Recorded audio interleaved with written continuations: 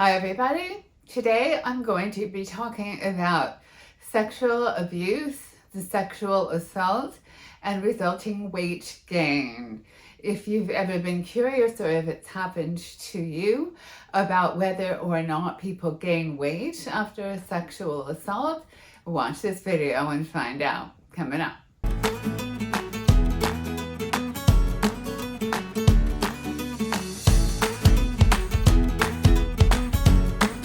Victims of childhood sexual abuse and sexual assault have a much higher chance of becoming obese adults than children who did not suffer such things. And we're not entirely sure why, but we think that it is a way to protect oneself from being assaulted further and from being looked at as a sexual object. So I'll tell you the story of one of my clients. So let's call him Johnny. And when Johnny was a little boy, about 8 years old, he started being sexually abused by a neighbor. And this went on for a couple of years, from 8 to 10. And he was too afraid to tell his parents, he was too afraid to tell anyone. So he never spoke of it. He just carried that shame and started gaining weight when he was, 8, 9, 10, to what he said was protect himself from being abused further. And that it was his sense that if he was fat, that he wasn't going to be attractive anymore to his abuser and it would stop. And it did stop. And so he equated the fat with protection, and he kept that weight on for many, many, many years. So, this topic is really sad because it wasn't Johnny's fault what happened to him. So his response by gaining weight was his way of protecting himself, which at that time, at that age, made sense because he was a kid and he had no power otherwise. So what happened often to kids is that they were made to feel like it was their fault, and if they told really bad things would happen, and so they were shamed into keeping that secret and were meant to feel like they were bad and wrong for it happening at all. There isn't a lot of research into whether or not a sexual assault as an adult leads to weight gain, but for myself and for a lot of my clients, this is the case.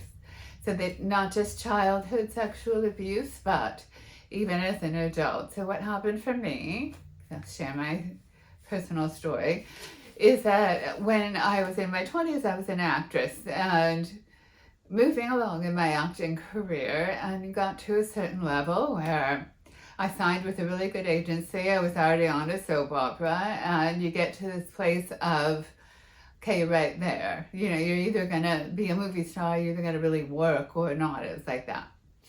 So I signed with this really good agency, and the agent took me to lunch, which I thought was good. Get to know your agent and all of that. And so by the end of lunch, we were in this booth, and it kept moving closer and closer. It was like a round booth. Kept getting closer and closer to me. And so by the end of lunch, he's like really close. And he said this. He said, you'll have to be nice to me if you want me to get you work. Okay, I kind of laughed it off. And he's like, when can I come over for a little party? So also laughed it off and kept laughing it off. And they just let me go from the agency without even ever sending me out on an audition. Well, one audition. They did send me to the head of casting Universal, did a scene for him. Apparently he liked me very much, thought he could find work for me. But I first had to be nice to my agent.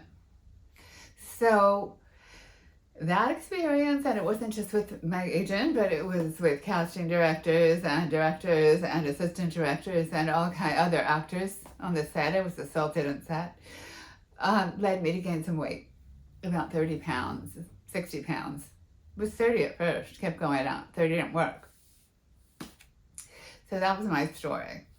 All right, so if we have used food to soothe ourselves, and if we have gained weight, like one of my clients calls it a fat burqa, for protection from being looked at as a sexual object, then how do we reverse that? How do we feel safe enough to lose weight and be our beautiful selves in a world that can sometimes be pretty awful. Well, we're going to cover that next. All right, so one of the things that I highly recommend you do is learn some kind of self-defense. Take a class, even just go online and watch classes and learn what to do should anyone approach you again, especially on the street or some random thing. So learn some basic self-defense. That's number one.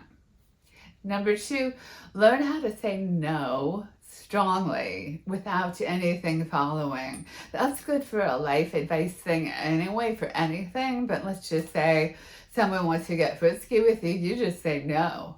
And if they keep pushing, you leave the scene if you can.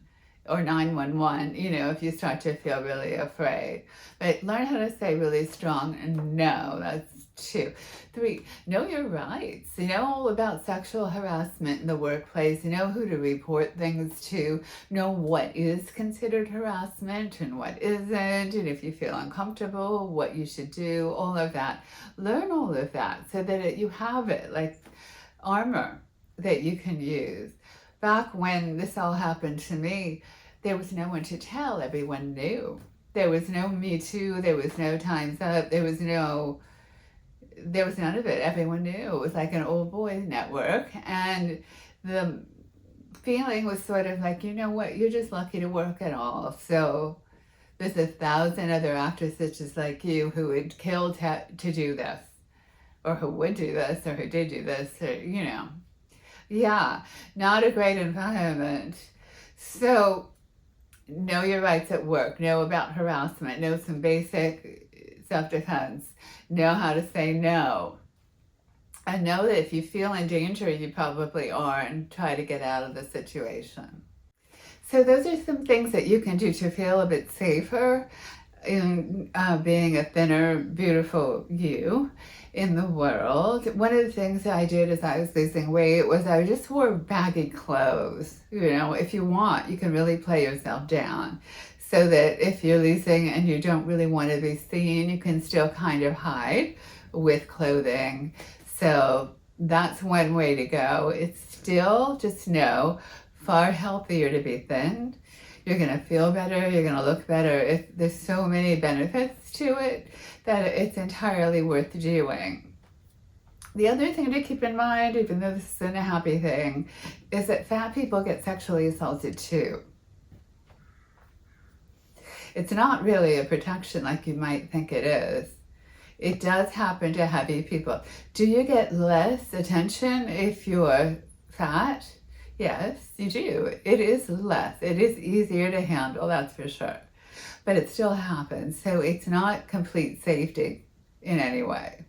So that's it for this video. I just really wanted to touch on obesity, weight gain, and sexual assault today. If that's you, if it's happened to you, I'm sorry. Me too. And let us know in the comments if you feel like talking about it. There's healing in talking about it and getting it out. It wasn't your fault. And please like, subscribe, and come back and see me again sometime.